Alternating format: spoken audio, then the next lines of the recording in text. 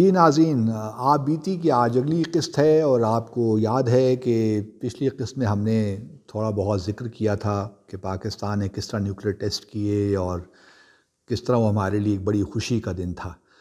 اچھا، ٹیسٹ تو ہو گئے، ہم نے بھی کر لیے 28 مئی کو اور پھر 30 مئی کو۔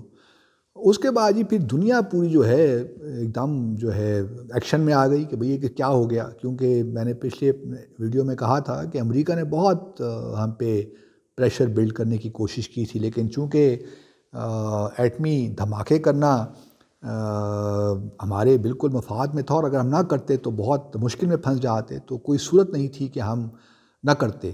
لیکن اس کے بعد پھر ہوا یہ کہ UN سیکیورٹی کونسل جو ہے وہ ایک دم ایکشن میں آ گئی، اور پھر 6 جون اسی سال 1998 کو ایک قرارداد پاس کی انہوں نے UN سیکیورٹی کونسل نے، اور اس کا نمبر تھا 1172۔ اگر اس کا آپ پیراگراف شاید 6 ہیں اس میں دیکھیے تو اس میں بھی جو ہے اس میں کنڈیم بھی کیا گیا، پھر اس کے بعد پاکستان پہ پابندیاں بھی لگائی گئیں، لیکن یہ سب پابندیاں آہستہ آہستہ بھارت سے تو ہٹ گئیں لیکن ہم پہ کچھ لگی رہیں، اور یہ بھی عجیب سی بات ہوئی کہ سارا ٹیسٹ بھارت نے شروع کیے، ہم نے تو بھارت کے رسپانس میں جواب میں ٹیسٹ کیے تھے، لیکن بہرحال پاکستان کو ہر ممالک کے اپنے اپنے انٹرسٹ ہوتے ہیں، تو پھر اس کے بعد ہم نے دیکھا کہ 2005 میں بھی کس طرح امریکہ اور بھارت کے درمیان ایک نیوکلیر ایگریمنٹ ہوا۔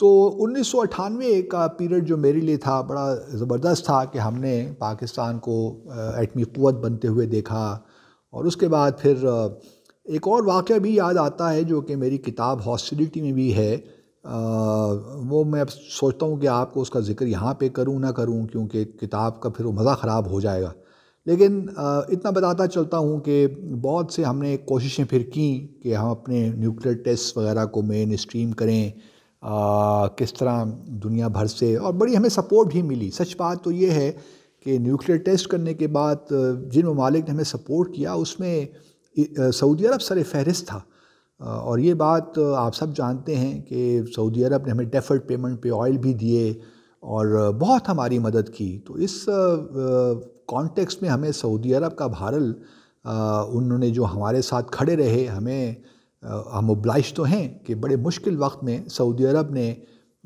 امریکہ کی ناراضگی مول لیتے ہوئے، دنیا بھر کی ناراضگی مول لیتے ہوئے ہمارے ساتھ کھڑا رہا، اور یہ بہت بڑی بات ہوتی ہے ناظرین، اتنا آسان کام نہیں ہوتا کہ، لیکن آج کل ہم دیکھتے ہیں کہ سعودی عرب کے خلاف لوگ باتیں بھی کرتے ہیں یہاں پہ، اور نئے نئے الائنسز بنانے کی بات بھی کر رہے ہیں، لیکن یہ بھی آسان کام نہیں ہے۔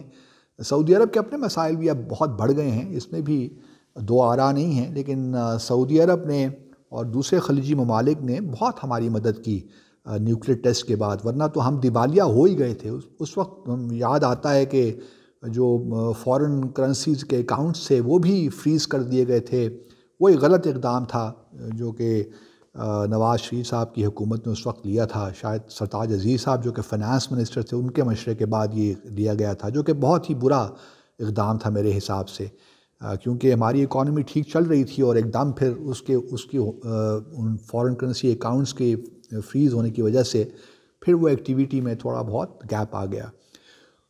تو ناظرین پھر یہ میں نے تقریباً 3.5 سال جو ہے 1998 سے لے کر 1991 تک منسٹری میں ہی گزارے۔ اب مجھے یاد پڑتا ہے کیونکہ میں ڈائریکٹر تھا ڈس آرمامنٹ کا، تو مجھے اس وقت کے جو یا اس سے پہلے شمشاد احمد خان صاحب تھے ہمارے فارن سیکرٹری، جو میں نے پہلے بھی ذکر کیا ہے، تو ان کی پھر پوسٹنگ ہو گئی، وہ نیو یارک ان کی پوسٹنگ ہو گئی ایز پرماننٹ ریپریزنٹیٹیو، مستقل مندوب کے طور پہ۔ تو چونکہ مجھے وہ دیکھتے رہے تھے کام کرتے ہوئے وزارت خارجہ میں، تو ان کا خیال تھا کہ میں بھی ان کے ساتھ نیو یارک چلوں ایز فرسٹ سیکرٹری۔ تو وہاں پہ چونکہ فرسٹ کمیٹی جو ہے وہ سیکیورٹی کے ایشوز کو ڈیل کرتی ہے، جس میں ڈس آرممنٹ آرمز کنٹرول کے ایشوز بھی ہیں، تو ان کا خیال تھا کہ میں وہاں پہ زیادہ افیکٹو ہوں گا، اور چونکہ میرے 3.5 سال پورے ہونے کو بھی تھے، 3 سال پاکستان میں جو ہمارا ٹینیور ہوتا ہے، تو میرے لیے تو اس سے خوشی کی کوئی بات نہیں تھی کہ مجھے فارن سیکرٹری جو تھے اور اب وہ جا رہے تھے PR بن کے مجھے اپنے ساتھ لے جانا چاہتے ہیں، تو میرے لیے تو بڑی خوشی کی بات ہے. لیکن اس دوران یہ ہوا ناظرین کہ فارن سیکرٹری تو جا رہے تھے نیو یارک، اور جو نیو یارک میں ہمارے PR تھے انعام الحق صاحب، وہ آ رہے تھے ایز فارن سیکرٹری. ان کو بھی خیر ہم جانتے تھے تو اور بڑی عزت بھی کرتے تھے ان کی. اور جب وہ واپس آئے انہوں نے فارن سیکرٹری کا سنبھالا تو پوسٹنگ پلان انہوں نے منگوایا کہ جائیے جی پوسٹنگ پلان کیا ہے، کون کہاں جا رہا ہے ذرا دیکھیں تو صحیح. تو ان کو میرا نام نظر آیا عبدالباسط. تو انہوں نے کہا کہ بھئی عبدالباسط آپ کی آخری پوسٹنگ کون سی تھی؟ تو ان کو میں نے کہا کہ جی میں نیو یارک گیا تھا اور نیو یارک سے صنعا اور صنعا سے پھر پاکستان. تو انہوں نے کہا کہ بھئی آپ تو نیو یارک میں تھے 1991 سے لے کر 1994 تک، تو واپس آپ نیو یارک کیسے جا سکتے ہیں؟ آپ کو تو میں نیو یارک نہیں بھجوا سکتا. تو بہرحال انہوں نے میری وہ پوسٹنگ کینسل کر دی نیو یارک کی، جو کہ شمشاد احمد خان صاحب نے کی تھی. وہ میری پوسٹنگ کینسل ہو گئی. انہوں نے کہا کہ جی آپ کو ہم نیو یارک نہیں بھجوا سکتے. تو میں نے کہا جی کہاں آپ بھجوائیں گے؟ تو انہوں نے کہا آپ جنیوا چلے جائیے. میں نے کہا جی جنیوا میں کیسے جا سکتا ہوں، میرے بچے ہیں اور وہاں پہ جو ہے تعلیم ساری فرینچ میں ہے یا جرمن میں ہے، اور میرے پاس تو اتنا پیسہ نہیں ہے کہ میں ان کو جو انٹرنیشنل اسکول ہے وہاں پہ ڈال سکوں. تو میں نے کہا کہ جی میں تو جنیوا نہیں جاتا، آئی ایم سوری، مجھے معاف کر دیجیے. تو بہرحال پھر میرے پہ 3 مہینے کا بین لگ گیا کہ بھئی بس ٹھیک ہے اب آپ نہیں جا سکتے تو 3 مہینے آپ اور مزید پاکستان میں بیٹھیے. اب 3 مہینے تو ہم بیٹھ گئے. اس کے بعد میں ایک دن آفس سے بیٹھا ہوا تھا تو میرے ایک آفس آرڈر آ گیا کہ بھئی آپ you have been posted to Vienna, آپ ویانا جا رہے ہیں. میں نے کہا جی میں جنیوا نہیں گیا تو ویانا کیسے جان سکتا ہوں، وہاں بھی یہی حالات ہیں. بہرحال میں نے وہ بھی کہا ریگریٹ کر دیا. تو مزید انعام الحق صاحب نے مجھ پہ مزید 3 مہینے کی پابندی لگا دی. اس کے بعد 3 ماہ کے بعد دوبارہ ایک دن آفس میں بیٹھا ہوں تو آرڈرز آ گئے کہ ji you have been posted to Jordan Oman. تو میں نے کہا کہ جی میں نے تو جارڈن میں نے نہیں جانا، میں ڈسارمر کا کام کر رہا ہوں تو میں جارڈن میں جا کر کیا کروں گا. تو وہ بھی بہرحال پھر مزید 3 ماہ کی پابندی لگ گئی مجھ پہ.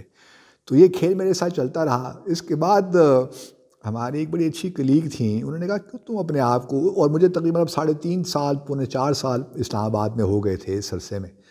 تو وہ ہماری کلیگ تھیں، ڈاکٹر تو نہیں، بہرحال ایک کلیگ تھیں، اچھی دوست تھیں ہماری. تو وہ کہنے لگی کیوں اپنے آپ تم کریئر خراب کر رہے ہو یار، جاؤ بس جہاں بھی بھیجتے ہیں چلے جاؤ. میں نے کہا جی میں کیسے جاؤں، مجھے جنیوا بار بار وہ کہتے ہیں چلے جائیں کیونکہ وہاں پہ کانفرنس آن ڈسارمنٹ ہے تو وہاں پہ آپ نے ڈیل کرنا ہوگا، پاکستان کو ریپرزینٹ کرنا ہوگا، تو وہ سب سے بہتر جگہ ہے جنیوا آپ کے لیے، کیونکہ آپ کا جو 3-3.5 سال کا تجربہ ہے ڈسارمنٹ میں وہاں پہ کام آ سکتا ہے. تو میں نے کہا جی وہ تو فرسٹ کمیٹی نیو یارک میں بھی کام آ سکتا ہے. لیکن بہرحال وہ شمشاد صاحب اپنے انعام الحق صاحب کسی طور بھی راضی نہیں تھے کہ مجھے نیو یارک بھجوائیں. وہ کہتے ہیں نیو یارک تو تمہیں نہیں بھجواؤں گا، باقی تم جہاں جانا چاہتے ہو چلے جاؤ. اور باقی میں کہیں ایسی میرے ذہن میں کچھ جگہ تھی نہیں، لے دے کے جنیوا ہی بنتی تھی. لیکن بس وہ پھر آخر میں ہوا یہ ناظرین کہ میں جنیوا پہنچ ہی گیا، اور یہ 2001 کی بات ہے. جنیوا پہنچے تو وہاں بچوں کے لیے بہت مشکل. بیٹے کو مجھے جرمن اسکول تھا جنیوا میں، وہاں ڈالنا پڑا. پہلے ان کو جرمن سیکھنی پڑی، پھر بیٹی کو فرینچ اسکول میں ڈالنا پڑا، تو بہت مشکل تھی. لیکن اللہ تعالیٰ کے ناظرین اپنے بڑے اسباب ہوتے ہیں، وہ آسانیاں پیدا کر دیتا ہے. اور پھر میرے جانے کے کچھ عرصے کے بعد ہی حکومت کی پالیسی تبدیل ہوئی اور حکومت نے 80% جو ہے ٹیوشن سبسڈی دینا شروع کر دی کہ اگر آپ انٹرنیشنل اسکول میں بچوں کو ڈالنا چاہتے ہیں تو ڈال لیجئے ان ممالک میں جہاں پہ انگلش اسکول نہیں تھے. اور سوئٹزرلینڈ میں انگلش اسکول چونکہ صرف انٹرنیشنل اسکول ہی تھے تو وہاں پہ اگر لیٹ سے $100 فی ہے تو جو $80 ہے وہ حکومت دے گی اور $20 آپ کو اپنی جیب سے دینے پڑیں گے. تو ہمارے لیے تو اس سے اچھی کوئی بات تھی نہیں. تو میرے جانے کے تقریباً کچھ ماہ بعد ہی، تقریباً 4-5 ماہ کے بعد یہ ایجوکیشن سبسڈی اپروو ہو گئی، اور پھر ہم نے بچوں کو لوکل اسکول سے اٹھا کر جو انگلش اسکول تھے اس میں ڈال دیا. تو یہ بھی اللہ تعالیٰ کا بہت کرم ہوا کہ یہ ہو گیا، ورنہ کیا ہوتا آئی ڈونٹ نو، اللہ تعالیٰ اور کچھ راستے پیدا کر دیتا. لیکن بچوں کو بہت مشکل ہو رہی تھی اس نئی لینگویج سیکھنے میں، اور سارا جو پورا ایجوکیشن ہی تھا وہ انہی 2 لینگویجز میں تھا. تو اس بہانے سے بہرحال دونوں بچوں کو ایک اور لینگویجز بھی آ گئیں، لیکن اس طرح وہ جو معاملات تھے ایجوکیشن کے اس میں مشکل بہت ان کو آ رہی تھی. تو لیکن اللہ تعالیٰ نے آسانی پیدا کی اور ایجوکیشن سبسڈی بھی ہو گئی. تو انشاءاللہ پھر دوبارہ ملاقات ہوتے ہیں کہ اس کے بعد پھر کیا ہوا. Thank you very much.